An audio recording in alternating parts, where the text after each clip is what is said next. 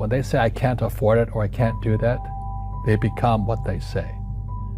And I meet so many people, I can't afford it. You think I'm made of money?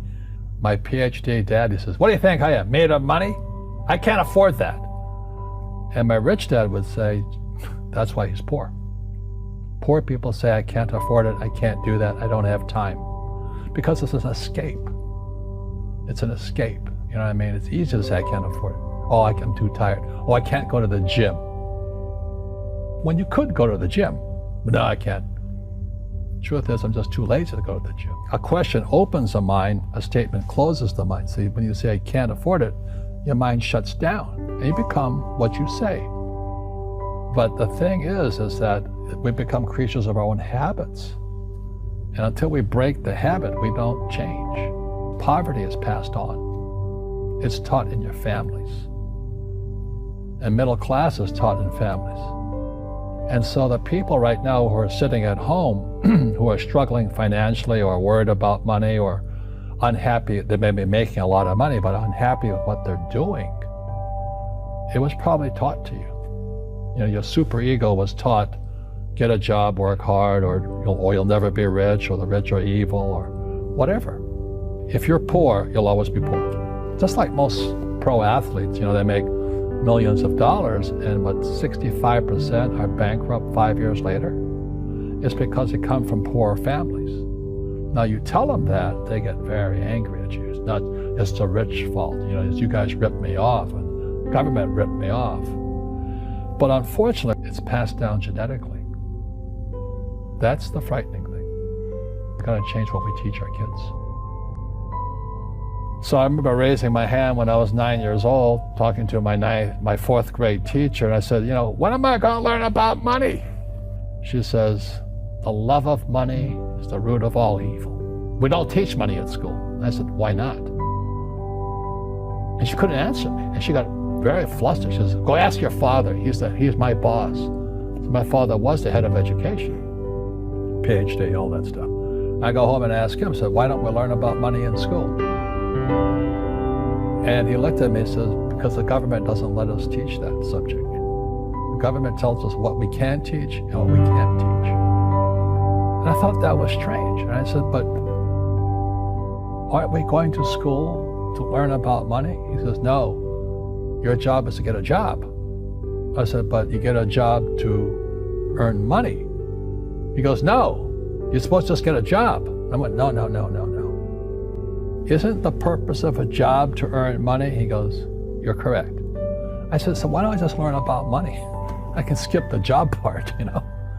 And he got flustered and he said, look, if you want to learn about money, why don't you ask your best friend's father about money? So I asked him. He says, because Mike's father is an entrepreneur. And I said, what are you? He says, I'm an employee, I'm a government employee. And I went, oh. What's the difference? He says the difference is an entrepreneur must know about money, or they're no longer entrepreneurs. And he says an employee doesn't have to know anything about money, because the government will take care of them, the company will take care of them. Money on one condition, and that condition was he would never pay me. He says, the moment I pay you, you think like an employee. He says, that's the trap. Entrepreneurs work for free. And now I'm 9 years old, my head's going cracking in half.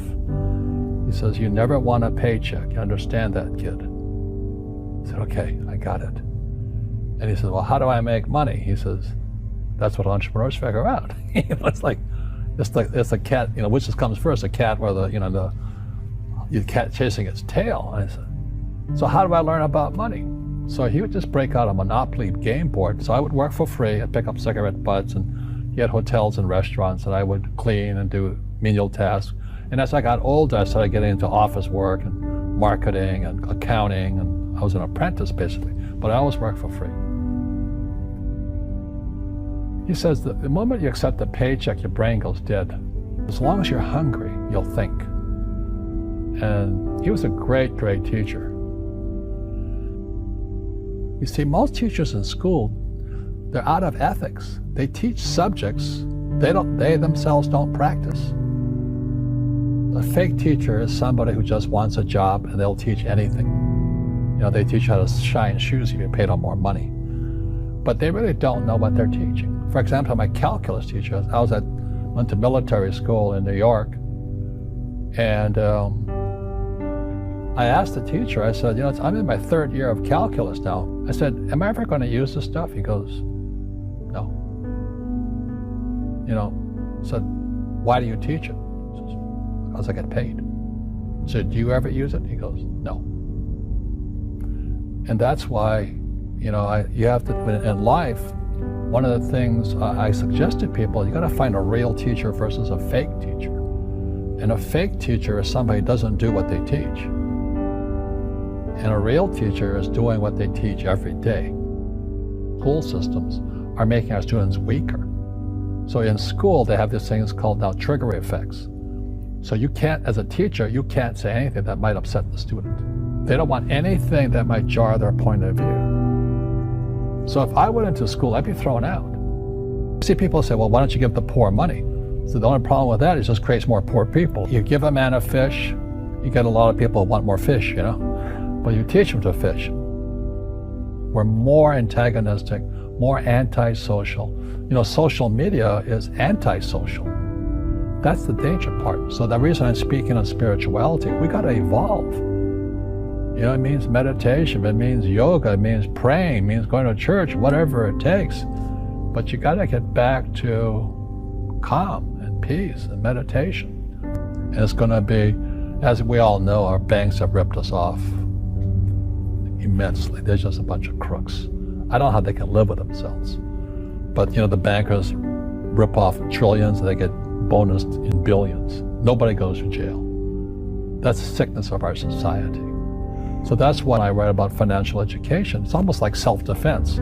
It's almost like taking judo against our own government and our own banking systems and Wall Street. People who are afraid of making mistakes, like they teach in school, they don't ever grow. Because spirituality is there's good and there's bad, there's right and there's wrong, there's up and there's down. Most people only want to be right, they only want to be positive. Well, you can't have that, that's not reality. Every time I failed, it was like, good, I said, okay, what have I learned? And the average person, the reason they're poor is they haven't failed.